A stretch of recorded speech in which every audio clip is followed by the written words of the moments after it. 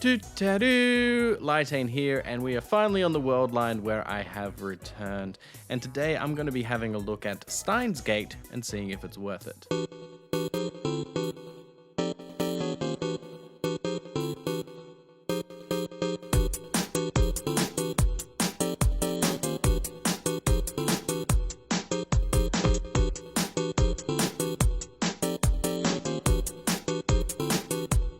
Steins Gate focuses on Okabe Rintaro.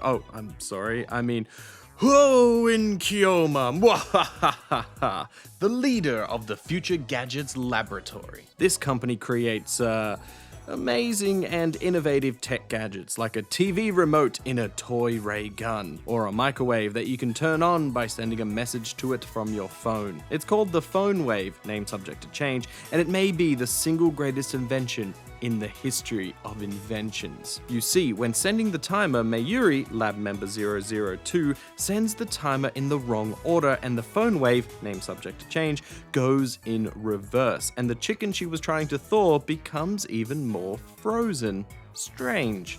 Kyouma consults Daru, lab member 003, and Super Hack, in order to find out what's happening, and they start experimenting with bananas. They don't end up like bananas though, more like gel-nanas. But the strangest thing is when Kyouma bumps into Kurisu. Why is that strange? Well, because he was sure that he saw her die. Is she some kind of zombie? Well, she is lab member 004 and figures out the Phonewave, name subject to change, could be a time travel machine. But how do they build a time machine out of a microwave? What was the mysterious death about? Why do bananas become gel? This is just the tip of the wormhole for Steins Gate. El Sai Kongru.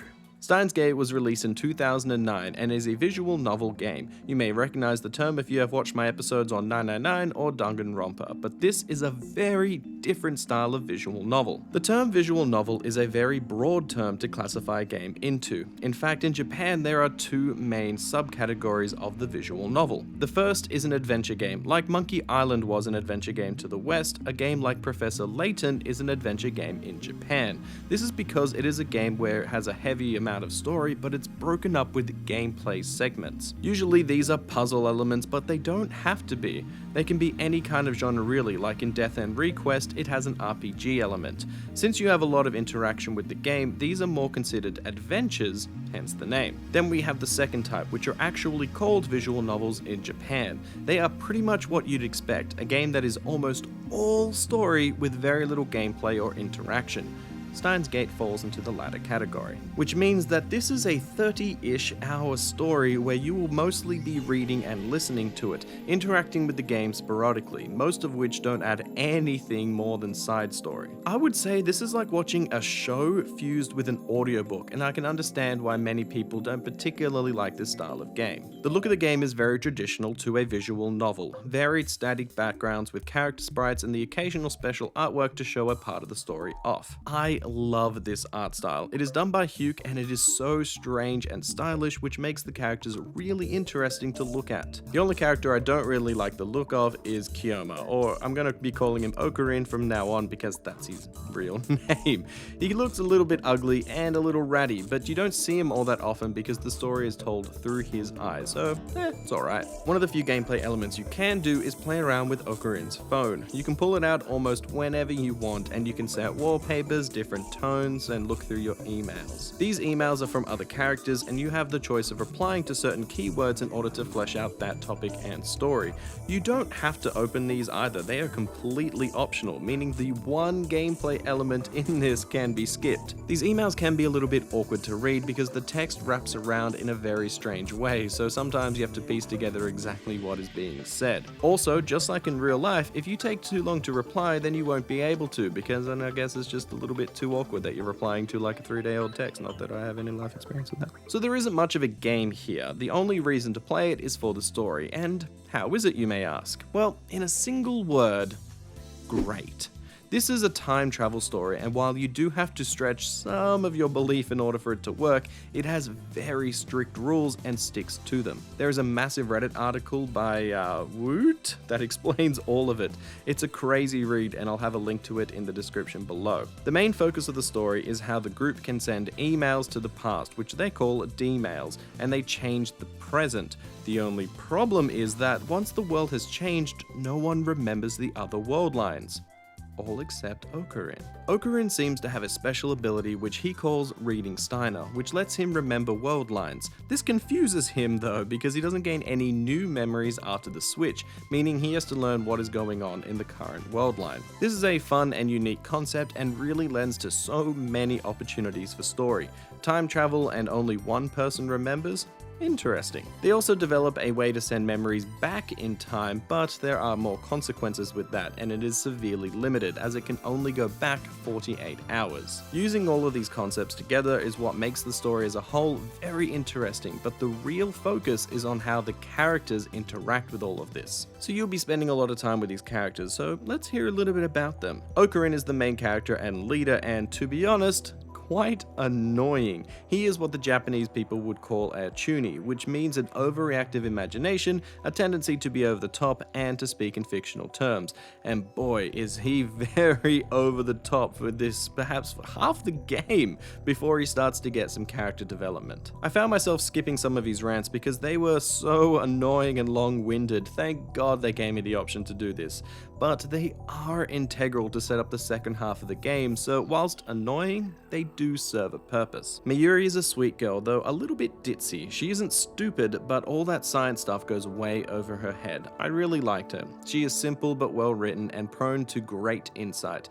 I don't know anyone that doesn't like her. Daru though, oh boy, he is my least favorite character. He is just a massive perv.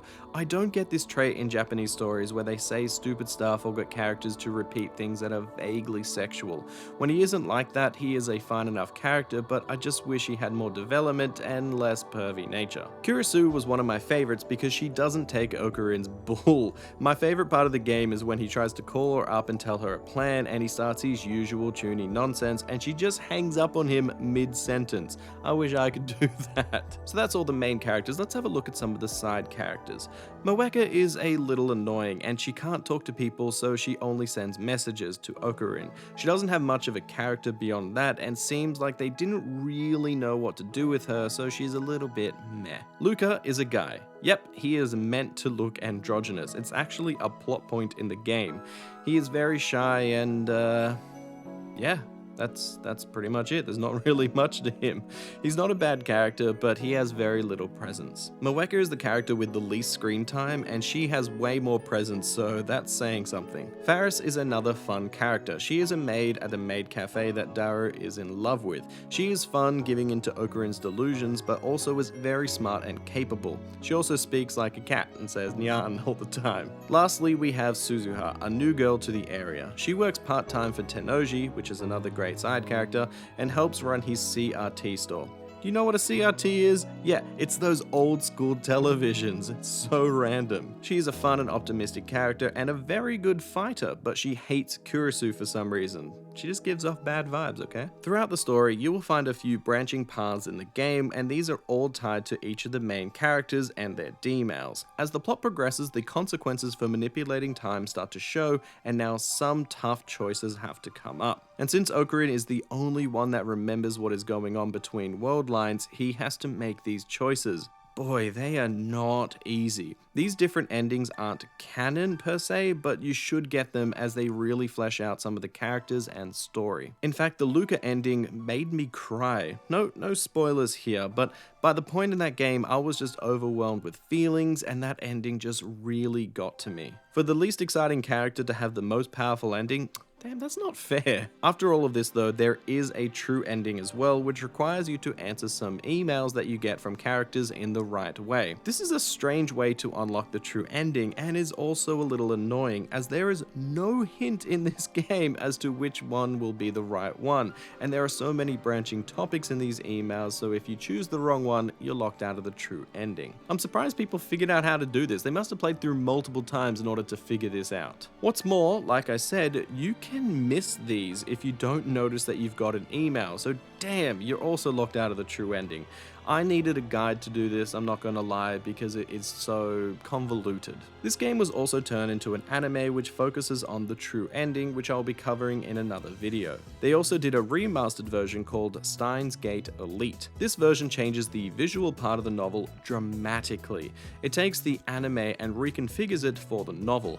It looks great and it has so much more energy because each of the scenes have motion. It does look a little bit bad at times when they freeze on certain frames or reuse old frames very obviously, which they do often in the lab. Most of the time these aren't real issues though, they're just little nitpicks. The action scenes are a hell of a lot better in Elite, that's for sure. Instead of just reading some action with some flashes on the screen, we get to see it. But Elite also cuts out some of the content because it wasn't in the anime. They didn't have footage for it, so it just gets cut from the game. The Faris side plot has the most cuts, as one of the characters from that is gone.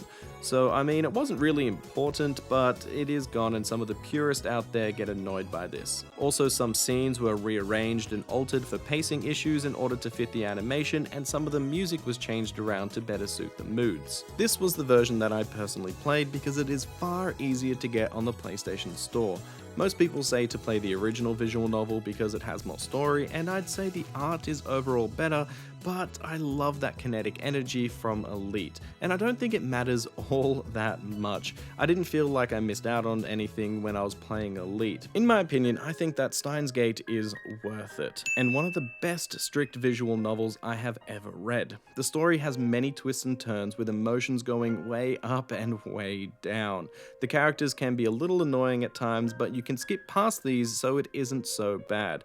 Pervy Daru and annoying Okarin aren't so bad when you can just fly past their text. The emotions are well earned, and surprisingly it's very cohesive even with time travel. I do wish they had trimmed down the first half of the game a little bit for pacing issues, but when the story picks up, man, it picks up and is an easy worth it. So guys, tell me what you thought about Steins Gate. Did you like it? Did you hate it? Did you play the original visual novel or Elite first? And am I being silly in saying that it doesn't matter which one you play, or is it strictly you have to play one or the other?